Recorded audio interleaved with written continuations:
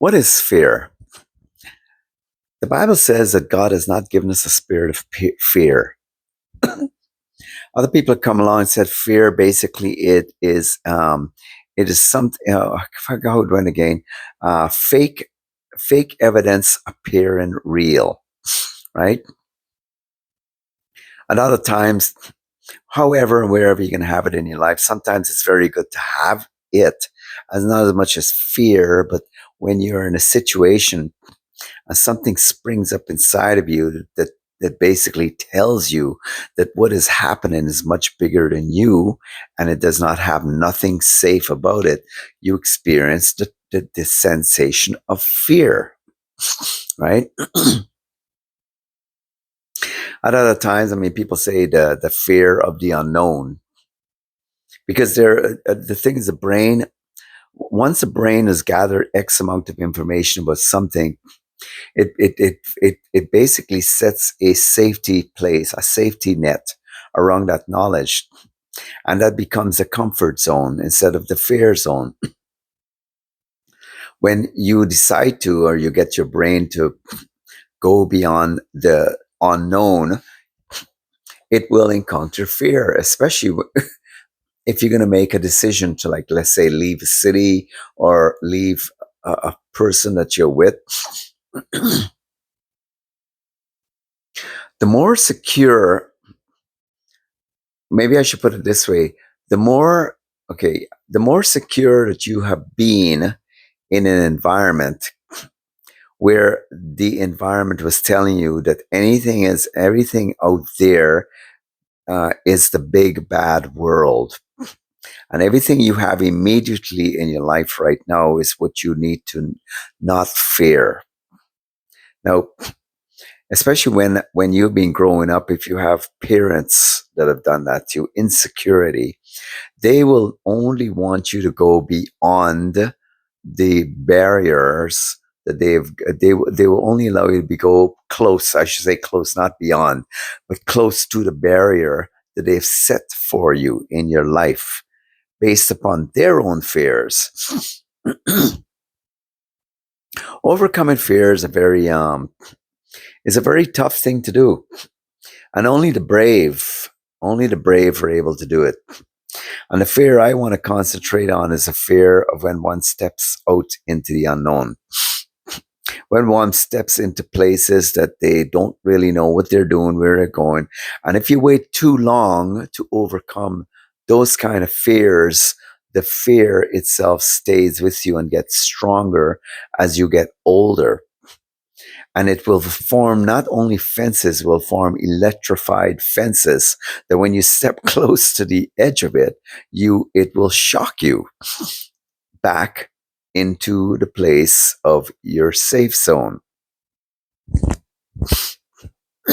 I like when someone has a T-shirt. I think it's an ad I saw.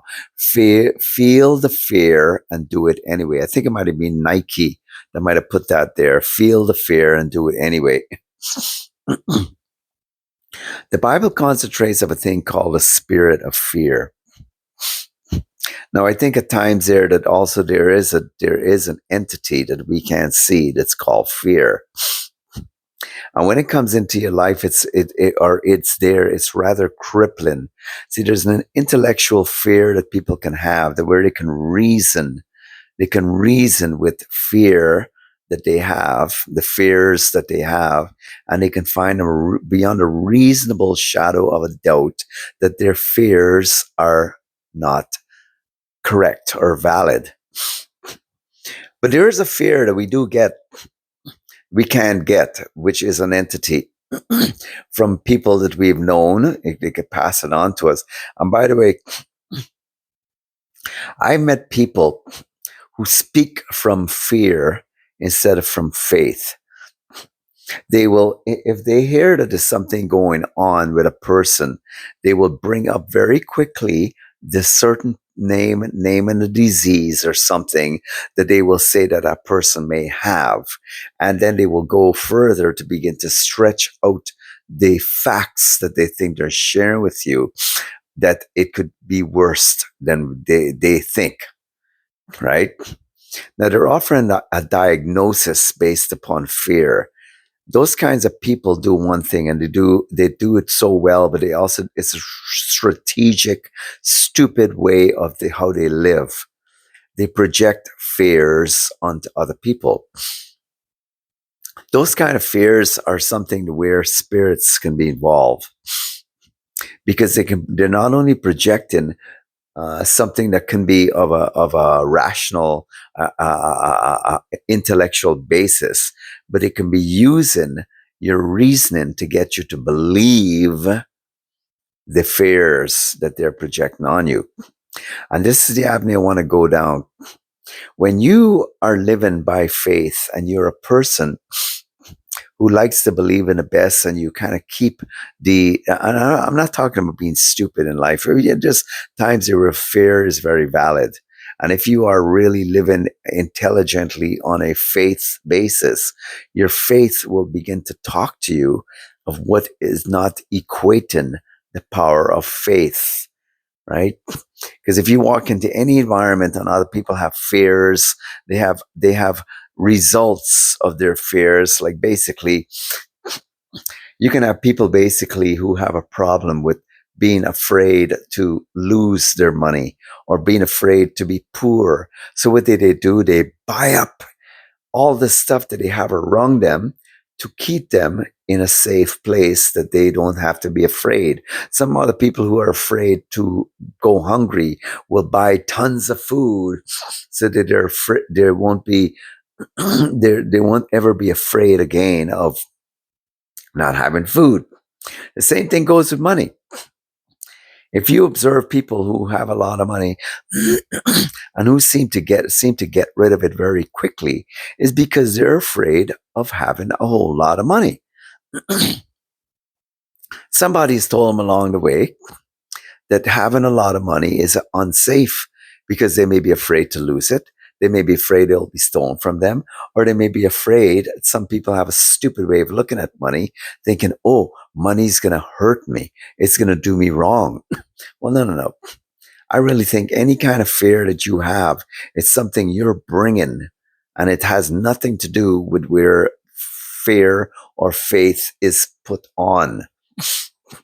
I'm all for seeing the best of anything, having faith, having the kind of beliefs that you have a confidence that goes with it. You can approach any kind of situation, you can see it with a confidence, and you see the end results. And it takes practice. It takes practice, but it's a very liberating way to live life. One fear I would say I've discovered that I've traveled. I've not traveled a whole lot, but I've been to some places. But I would love to. One of my faiths that I have is to travel the whole world. And there's people, they said that once you step past fear and you go into a place of doing something that is really good for you, money and resources will come out of nowhere. Approaching your fears, it's so important in your life. And a lot of times you have to approach it from the people who are enemies of faith. They're enemies of beliefs. They're enemies of having a certain kind of supernatural way of looking at life with the eye of confidence. It says faith is a confidence of things hoped for, the evidence of things not seen. And faith has two components to it. It has evidence and it has confidence. Okay, it has evidence and it has substance. Fear doesn't. Fear has a whole lot of gravel in its environment, and it falls through the cracks the same you would when you're with it. I don't think that fear in any way, shape, or form in this world that we're living in, if you pay attention to the hype of people talking about where money is going and how you can lose it and so on and so forth, if you are hanging around with people who also follow that same hype, they have a tendency to brush off on you with their fears. And before you know it, you're basically living out someone else's fears. So I don't know how much I may have promoted a certain level of thought for inspiration. I would say follow your faith. Don't follow your fears, and definitely don't follow other people's fears. Probably one of the most housekeeping and house cleaning activities you can have in your life is get rid of everything, news, what you're looking at, shows, and especially the people who are in your life have nothing. You got to maintain your house. You have to maintain your spiritual home. You have to maintain your brain, your soul, and it does not hurt whatsoever. And that's where you got to also be staying quiet. The reason is the people who have fears, they love to hear you broadcast your faith so they can kick it down. See, if they couldn't do it and they didn't want to do it, don't expect them to support you in doing it. And that's where fear comes in. Fear is a stopper, it is a limiter. It tells you that you can't. And the Bible says you can do all things through Christ who strengthens you. God is always there. You know, in the book of Revelations, it says that it starts off with the list of the people that God will send to hell. And you know what it started out with? The unbelieving, the fearful. How much does God regard faith? That much. And I mean, you think to yourself, well, wait a second, God, people have fears for a variety of reasons. But I think when God is talking to you and you go talk to him, you say, I want to have faith, God. And he sees that you're a lone fear, well, you're going to send you hell right away for that. But if you allow fear to so block you and prevent you and get you back into bondage, God really has a problem with that. I don't think that's a fear he's talking about. He'll send people to hell. But, he talks also about the place of the unbelieving. To disbelieve in God is really a high form of insult. And I don't only share this with you, I share this with myself too. Be a person of faith. And you know what I find that you will find along the way? You'll gather new sets of people who are on the same path, who have hope, who have destiny. Faith and hope walks hand in hand. And people who also have a lot of hope and who have faith don't have time for pettiness. And they get strong because they take risk and courage and bravery. They will also have a whole lot of love because they don't understand the kind of patience that it took that God had with them to get them to where they got to. And they're able to get out that love. Jesus even said this, those who are being forgiven much will love much. And faith walks with a whole lot of love. It walks with love. That's why it says faith works through love.